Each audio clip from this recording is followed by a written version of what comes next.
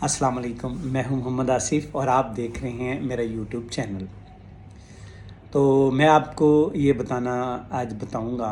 हमारा टॉपिक होगा आज का कि मुझे एम्बेसी में कौन कौन से सवाल हुए। एक तो मैंने लास्ट वीडियो में आपको 4 सवाल बताए, वो तो रेगुलर थे, लेकिन एक हैपन हुआ जिसकी वजह से मुझे जो है ना वो मैं आपको ज़रूर बताऊंगा, ताकि आप ना जो मेरे से गलती हुई है वो आप गलती ना करें।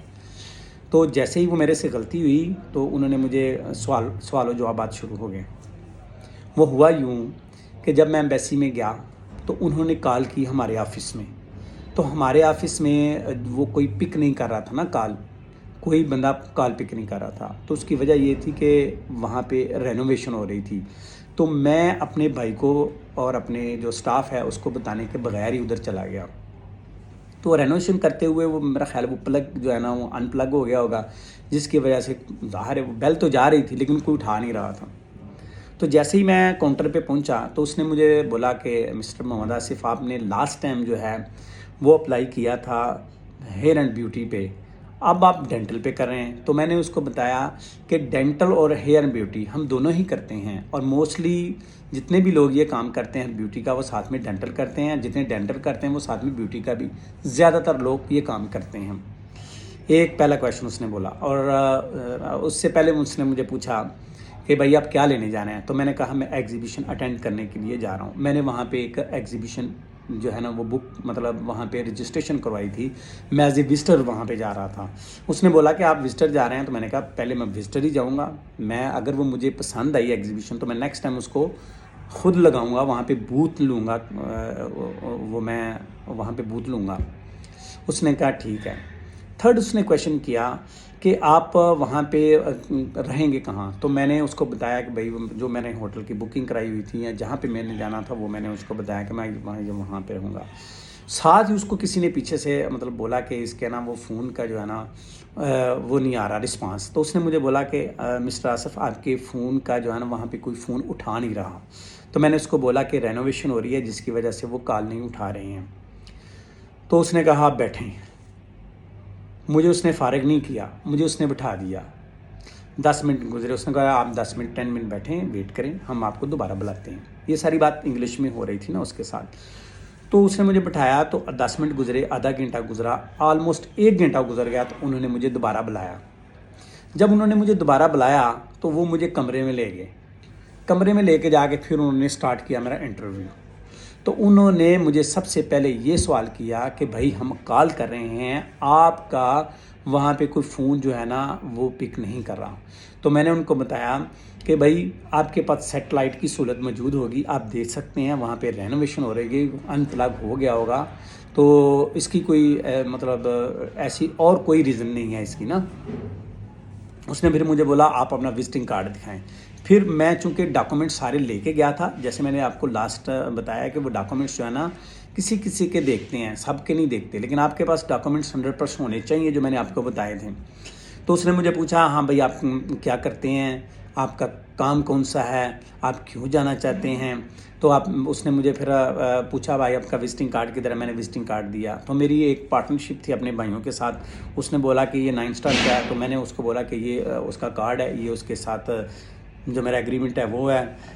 तो इस तरह जो है ना सारी चीज़ें जो है ना उसने मुझे आस्ता आस्ता मेरे से सवाल करता गया कि हाँ जी वो बताएं आपके पास एनटीएन है। मैंने बताया एनटीएन है। कब से काम कर रहे हैं। मैंने कहा इतनी देर से काम कर रहे हैं, 10-11 साल हो गए या 12 साल हो गए, जो भी ड्यूरेशन था तब ना।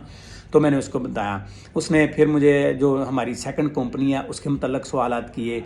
फिर उसने मेरे से पूछा कि आप क्या कमा रहे हैं, इसका मतलब एक्सपोर्ट करते हैं तो आप जो है ना क्या कमा रहे हैं। तो फिर मैंने उसका भी जवाब दिया। फिर उसने मुझे ये भी पूछा कि आप वहाँ पे कितने दिन ठहरेंगे, और अपना फिर मैंने वो भी बताया। ये सवाल उसने मुझे जो जो मेरे मुतलका बिज़नेस के मुतलका थे, फैमिली के मुतलका थे, वो सारे सवाल उसने मुझे दोहराए। उसके डॉक्यूमेंटेशन उसने देखी, मैंने दिखाई।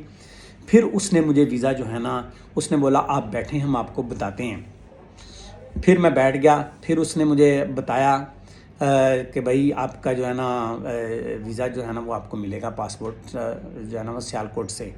तो मैंने कहा ठीक है।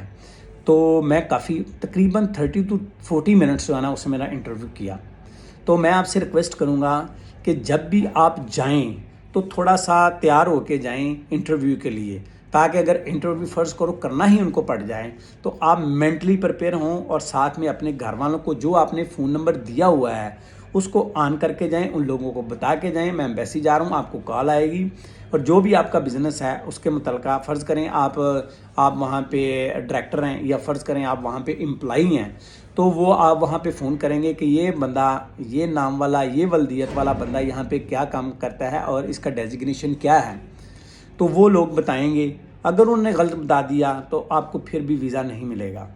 اس لیے یہ ہوم ورک آپ نے کر کے جانا ہے. یہ میں بڑی امپورٹنٹ بات پچھلی ویڈیو میں, چونکہ وہ ویڈیو بڑی ہو جانی تھی, لمبی ہو جانی تھی, تو میں نے نہیں آپ کو بتائی. یہ اسپیشل میں نے ویڈیو اس لیے بنائی ہے کہ آپ نے غلطی نہیں کرنی.